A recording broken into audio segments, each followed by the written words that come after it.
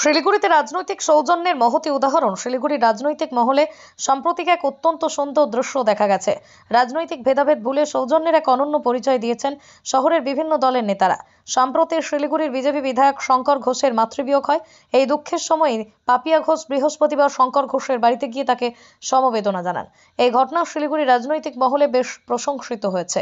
অনেকেই মনে করছেন রাজনৈতিক ভেদাভেদ ভুলে এবার সৌজন্য দেখানোর মাধ্যমে পাপিয়া ঘোষ একটা অনন্য উদাহরণ স্থাপন করেছেন।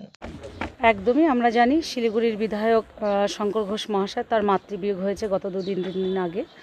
তো কাজে ব্যস্ত থাকায় বাইরে থাকায় আমি এসে পৌঁছতে পারিনি। তো আমার মনে হয়েছে যে আমাদের প্রথম পরিচয় আমরা শিলিগুড়ি বাসিন্দা, অর্থাৎ সব কিছুর ঊর্ধ্বে, রাজনীতির ঊর্ধ্বে দিনের শেষে আমাদের সেই পরিচয়টাই প্রথম। এবং আজকে আমরা তার পরিবারের সাথে এবং তার সাথে দেখা করলাম, কথা বললাম।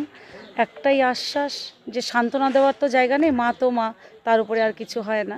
আমরা সবাই তার পাশে রয়েছি এবং তার ঈশ্বর তার পরিবারকে শক্তি দিক, তারা যাতে এই কষ্ট থেকে তারা খুব সহজেই বাইরে বেরিয়ে আসতে পারে।